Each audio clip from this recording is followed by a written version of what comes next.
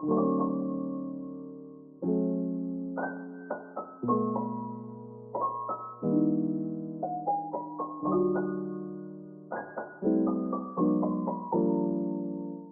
guys, and welcome back to my channel to another video. In today's video, I'm going to be sharing with you guys some of my favorite apps that I've been using while I'm in quarantine. These apps have been helping me get through my day when I'm extremely bored or when I just have no motivation to do work.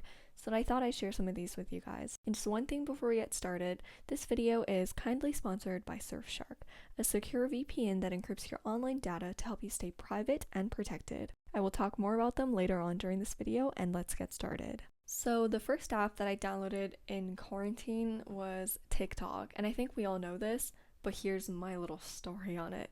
So I promised myself that I'd never download TikTok because I knew how addicting it was. However, quarantine got to me and I downloaded it anyways. So whenever I can't really figure out what I want to do, or I refuse to start a task because it's too difficult, or I just want to procrastinate, I find myself scrolling through TikTok. And if you guys are on the app, you know how the endless continuous scroll can be so addicting. So I end up spending hours on my For You page. However though, I must admit there are certainly useful stuff on TikTok. The famous whipped coffee that I made tasted pretty good, and the pre-med tips by current medical students and doctors are also pretty useful. So my justification for TikTok is that I tend to find useful study tips and pre-med tips there without feeling committed to watching an entire 10-minute video as with YouTube, since TikToks are around 30 seconds. So if you really want to waste some time during this quarantine, TikTok might be your way to go. The next app that I recommend is Netflix.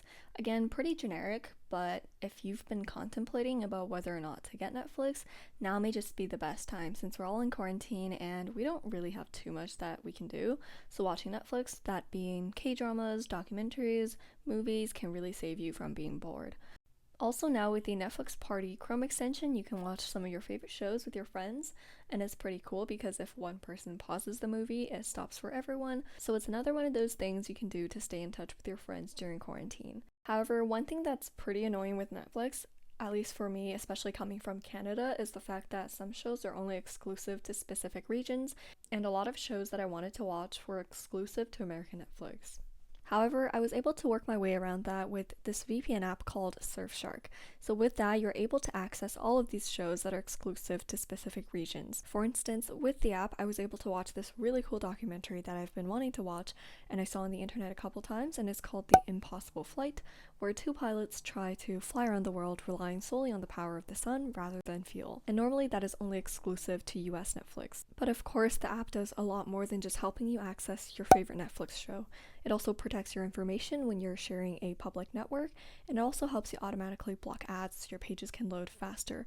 And if you want to look into the details of Surfshark, you can check that out through the link in my description. And if you end up getting the service, you can use the code revisign to get an 85% discount as well as an extra month free. Plus, they have this really awesome 30-day money-back policy, so there's really no risk for you to try it out and stay protected online during this quarantine. And with that said, if anyone has any Netflix recommendations, then please leave them in the comments below.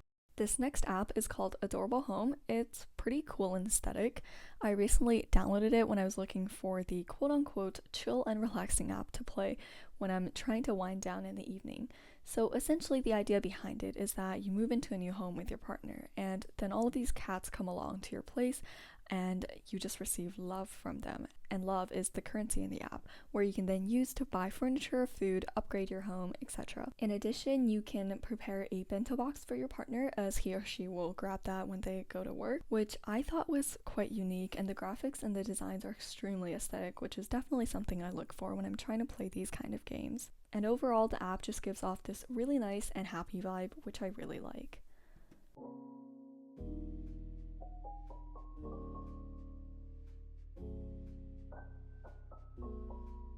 So the next app is called Pizza. I used to play games very similar to this one. However, it was just extremely stressful and competitive when a lot of people started coming into a restaurant. And with that, you had to multitask and try to manage everything properly so you would fulfill everyone's needs. Now, while some people may find those games enjoyable, being that they like the competitive nature of it, I personally can't vibe with that. And especially these days, I'm trying to play all these games to wind down or just relax. So I like games that are more laid back, and I think With this specific pizza app, it has established a good point between the two opposite sides of the spectrum. Plus, the graphics are a lot more aesthetic than all of the other kitchen games I've played in the past, so that just makes me like the app a lot more.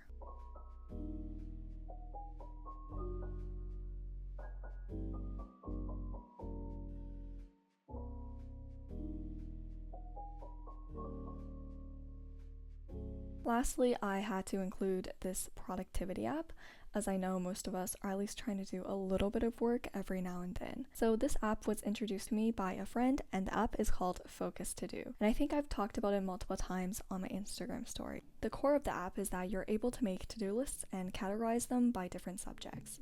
But what is unique is that while you're making those to-do lists, you're asked to estimate how many Pomodoro sessions it'll take you to complete it, the priority of the task, and the day you want to finish it by.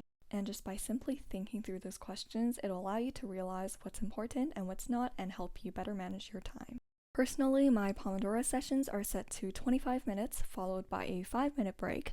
However, if I'm intensively studying for bigger exams, I change it to 50 minutes of work and 10 minutes of break. After all, it's the same thing, but when I'm studying for big tests, I like to stay focused for a longer period of time at once. And this app is also how I get the really cool countdown that you guys saw in my previous study with me videos. In addition, you can actually make group chats on the app and motivate each other to study. You can see the ranking of each individual member based on how long they've been productive for and if they're currently studying. So I've actually made a group chat for this video and the code is on the screen right now, so if you end up downloading the app, then feel free to join and let's study together. And that is really about it for this video. I try not to have a lot of cool apps on my phone just because I want to actively reduce my screen time. However, quarantine is quarantine, and I never used to have any games on my phone, but now I have quite a few, as you saw. So anyways, don't forget to check out the link in the description if you want to check out Surfshark, and you can use my code revisign to get 85% off plus an extra month free. Thank you guys so much for watching this video. If you enjoyed it, don't forget to give it a thumbs up, subscribe, and check out more of my content, and all of my social media, podcast, and website will be linked in the description box below. See you guys next time!